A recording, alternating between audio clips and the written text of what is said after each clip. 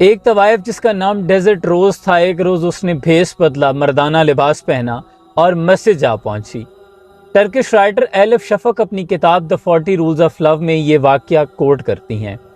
آپ لکھتی ہیں کہ مولانا رومی سرکار کا شعرا جب دور دراز علاقوں تک پھیل گیا تو دور دراز دیہاتوں سے لوگ مولانا رومی سرکار کا واز سننے آیا کرتے تھے۔ اس طوائف نے جب یہ سنا تو اس نے دل میں خواہش پیدا کی کہ یہ بھی مولانا رومی سرکار کا واز سننے جائے، لیکن اس نے جانے کے لیے تدبیر یہ سوچی کہ بھیس بدلا، مردانہ لباس پہنا اور مسجد جا پہنچی۔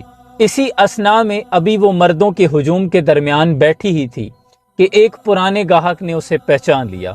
اس نے طوائف کا شور مچا دیا، سارا ہجوم آگ بگولا ہو کر اس طوائف کے پیچھے ہو لیا۔ وہ طوائف بھاگتی ہوئی مسجد سے باہر نکل آئی اور ہجوم اس پر جھپٹ پڑا۔ اس سے پہلے کہ وہ غضبناک ہجوم اس طوائف کو جان سے مار دیتا، پیچھے سے ایک درویش نمودار ہوئے اور زوردار آواز میں کہا کہ رکو، ٹھہر جاؤ۔ سارا مجمع جامد و ساکت ہوا، سب کی نظریں درویش پر لگ گئی۔ درویش نے کہا، کتنے شرم کی بات ہے کہ تم 30 لوگ ایک عورت پہ حملہ آور ہو، کیا یہ ناانصافی نہیں؟ تو مجمع میں سے کسی نے کہا کہ آپ نہیں جانتے، یہ ایک طوائف ہے، بھلا طوائف کا مسجد میں کیا کام؟ اس پر درویش نے کہا، کیا اس کا صرف یہی جرم ہے کہ یہ مسجد میں آئی؟ تو اس پر مجمع میں سے کسی نے کہا کہ یہ ہمارا ایمان خراب کرنے آئی تھی۔ اس نے مردانہ لباس پہنا اس لیے کہ کوئی اسے پہچان نہ سکے۔ کسی نے کہا کہ مارو مارو، سارے طوائف کے نعرے لگا رہے تھے۔ طوائف یہی سوچ رہی تھی کہ آج یہ لوگ مجھے یہی زندہ گاڑ دیں گے۔ جب کسی نے یہ کہا کہ چلو اسے جان سے مار دیتے ہیں، اس بات نے تو درویش کو اور غضبناک کر دیا۔ درویش نے کہا، کیا تم لوگ واقعی اسے جان سے مارنا چاہتے ہو یا پھر اسے حاصل کرنا چاہتے ہو؟ یہ کہہ کر درویش نے طوائف کا ہاتھ کھینچ کر اسے اپنے پیچھے کر لیا۔ ڈیزرٹ روز نامی طوائف ایسے درویش کے پیچھے چھپ گئی جیسے ایک معصوم بچی خطرے کو بھانپ کر اپنے ماں کے آنچل میں چھپ جاتی ہے۔ اسی دوران مجمع میں سے کسی بڑے سردار نے کہا کہ درویش، تم اس علاقے میں نئے آئے ہو، تم نہیں جانتے تم کتنا بڑا خطرہ مول لے رہے ہو، چپ کر کے اس طوائف کو ہمارے حوالے کر دو۔ اس پر درویش کے چہرے پر اطمینان تھا اور کہنے لگا، کیا تم لوگ واقعی خدا کی عبادت کے لیے آئے تھے؟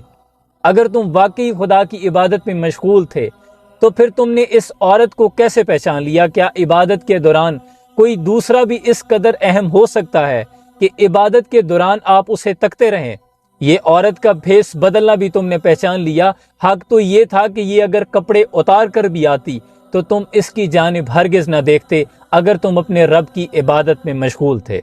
اب اس عورت کی جان چھوڑو اور اس پر ظلم کرنا بند کرو۔ اس سے بہتر ہے جا کر تم مولانا رومی کا واز سنو، وہ اس کام سے کئی گنا زیادہ بہتر ہے۔ اس کے بعد مجمع کے پاس کوئی جواب نہیں تھا۔ آہستہ آہستہ کر کے مجمع جھٹ گیا۔ جب اس طوائف کے ہوش ٹھکانے آئے تو کہنے لگی کہ درویش، میں آپ کا شکریہ کیسے ادا کروں، آج آپ نے میری جان بچا لی۔ تو اس پر درویش نے کہا کہ ہم سب رب کے شکر گزار ہیں، اس کے علاوہ ہم کسی کے شکر گزار نہیں۔